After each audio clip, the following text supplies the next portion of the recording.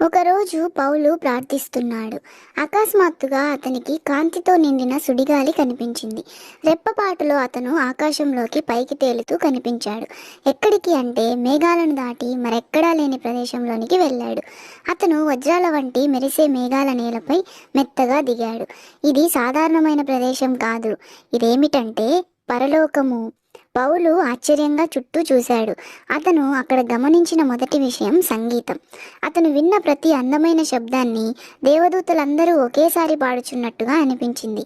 వారందరికీ మెరుస్తున్న రెక్కలు ఉన్నాయి మరియు అక్కడ సంగీతం గాలిని రంగులతో నృత్యం చేయిస్తుంది. అప్పుడు పౌలు అక్కడ ఒక అద్భుతాన్ని చూశాడు. అది అతను ఇంతకు ముందు ఎన్నడూ చూడని జంతువులను చూశాడు. అక్కడ రెక్కలున్న జంతువులు వెండి ఈకలు కలిగిన నెమళ్లతో మాట్లాడుతున్నాయి.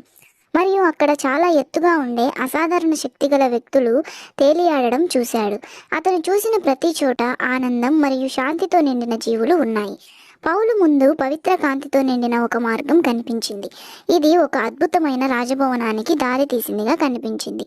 ఈ రాజభవనం ఒక స్వచ్ఛమైన స్ఫటికం వలె పారదర్శకంగా ఉంది. దాని లోపల ఇంద్రధనుసును కూడా మనం చూడవచ్చు. పౌలు నడిచి వెళ్తున్నప్పుడు దారి పొడవునా పువ్వులు అతని కోసమే వికసించాయి. అకస్మాత్తుగా ఆ రాజభవనం ఎదురుగా పౌలు చాలా ప్రకాశవంతమైన వ్యక్తిని చూశాడు. అది ఎవరంటే ప్రభు అయిన యేసుక్రీస్తు. ఆయన చుట్టూ మిరుముట్లు గొలిపే కాంతి నిండి ఉంది. యేసు ప్రభువు పౌలు వైపు చూసి నవ్వాడు మరియు పౌలు హృదయం అతనికి ఎన్నడూ తెలియని ఆనందంతో నిండిపోయింది. యేసు మాటలతో మాట్లాడలేదు, కానీ పౌలు ఆయన చెప్పాలనుకున్న ప్రతిదాన్ని అర్థం చేసుకోగలిగాడు. ఆయన మాట్లాడుచున్నంతసేపు ప్రేమే పౌలుతో మాట్లాడుచున్నట్టుగా అనిపించింది. పౌలుకి ఆనందం మరియు శాంతి గురించి రహస్యాలు చాలా చెప్పాడు. దేవుడు పౌలుకి జీవితాంతం మెరిసే నదిని చూపించాడు. ఆ నీరు నీలం రంగు మాత్రమే కాకుండా పౌలు ఊహించగలిగే ప్రతి రంగుతో అది సజీవంగా కనిపించింది. నది ఒడ్డున ఒక చెట్టు ఉంది. ప్రతి నెలకు ఒకటి చెప్పున అది 12 రకాల పండ్లను ఫలిస్తుంది. దాని ఆకులు దేనినైనా నయం చేయగలవు. పౌలు ఇక ఎప్పటికీ అక్కడే ఉండాలని కోరుకున్నాడు. కానీ అతని పరలోక పర్యటన ముగిసింది.